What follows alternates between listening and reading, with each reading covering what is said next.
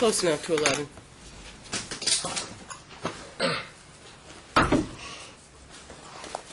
All right, we're here on case number D442958, Conte versus Conte.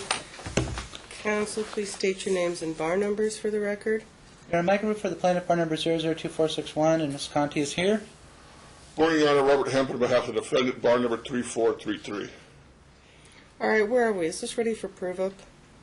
Your Honor, if it pleases the court, we have a stipulation for today. I sent an order to show cause in which we asked the court to return because apparently he's going to pay for July's alimony payment, and I believe he's going to give my client $500 on the record. That's correct. In cash. Huh. In cash, Your Honor. Good thing it's on the record. That's why I'm doing it on the record, Your Honor. It's And, $500 in cash. Less attorney's fees, Your Honor. No, here you go.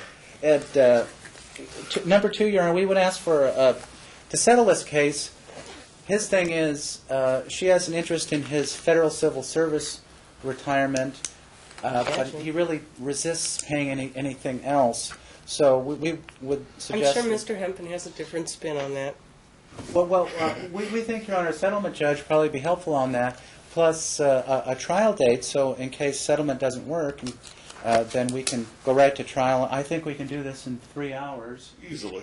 The only issue is that I can see is he has a military federal retirement and he has a federal civil service retirement. And as the court knows, if you have two federal retirements, they take, with regard to one of them, I think the second one, a proportionate share or maybe even dollar for dollar. I thought it was as to civil service or to military, but I thought there was a distinction as between military and civil service. Your Honor... In other words, it kind of like the Social Security windfall penalty. I don't know if they applied in that instance. Well, this one's got an interesting twist to it. He has a military disability pension, which the court is correct on. He has a civil service pension as well, and Mr. Root is correct.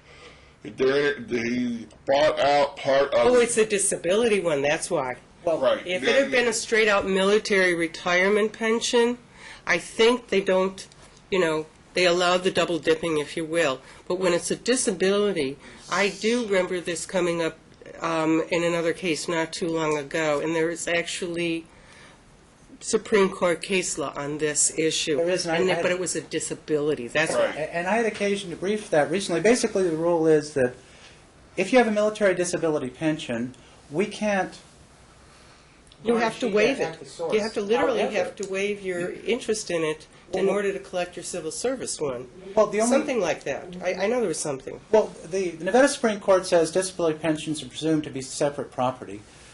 The military won't let us garnish at the source because it's a disability pension. However, strangely enough, the military, if you order it and say, well, she's entitled to 50% disability, they will honor that. But you have to say, trial.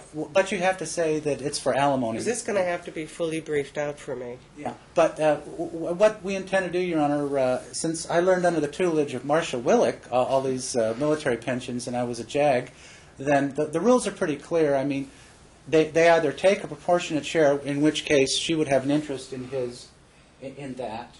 In other words, if they take $500 and say, or I do a disproportionate division of the civil pension. Exactly. But we want to, Your Honor, we want to try to avoid all that, and I think the settlement judge probably would be very helpful, if nothing else, to resolve the pots and pans. It's a matter of these two sitting down with a bunch of numbers. Well, and I mean, with your help, of course. And a mediator, Your Honor. My client sometimes has an anxiety disorder, and he gets a little... Now, where is he?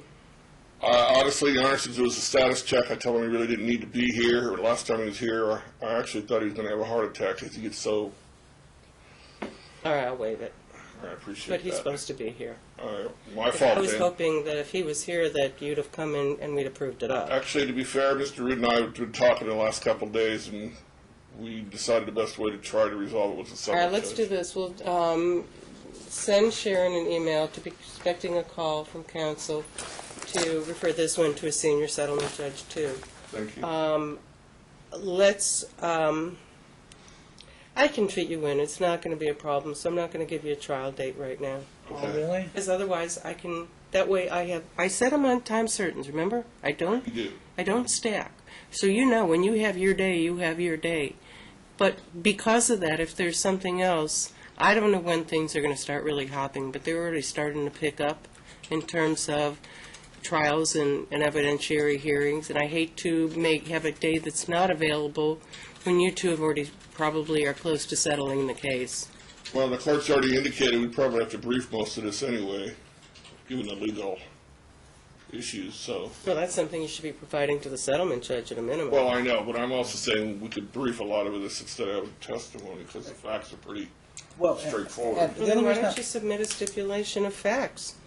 You know, if I have that and it pretty much covers everything, then we can turn it into a prove-up. May we have an order that, and Bob, do you agree for him to provide me his DD-214, his military retirement stuff, and his federal civil service? I have no problem providing I would say, that stuff. Request for That's what I'm production of saying. documents. You may find that instead of doing a prove-up in front of the senior judge, that you're able to come up with a stipulation of facts that pretty much covers everything and come in for a prove-up. And that you can put on calendar like that. You know that.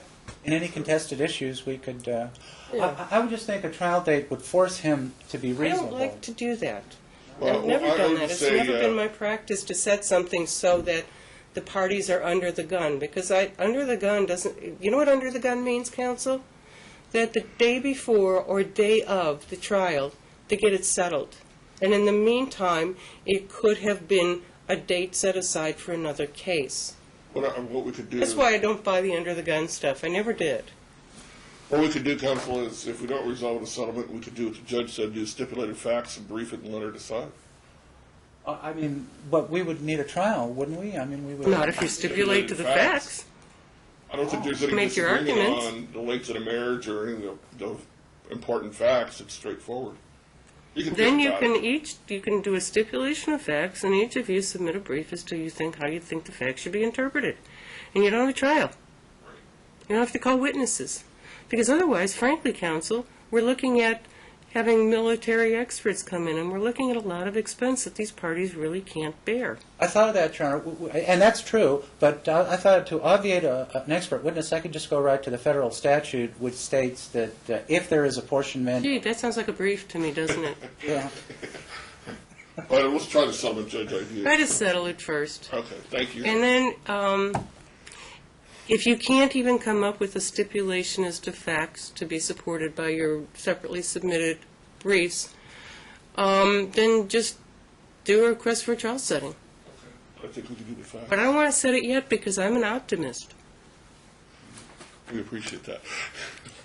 And, Your Honor, for the I used to purpose... think I was a cynic, but I've determined that I'm an optimist. And for the so do we call Sharon, or you don't want us to call? Yeah, call Sharon. Oh, okay. All right. We'll get it going. Thank you, Your Honor. Oak Springs Eternal.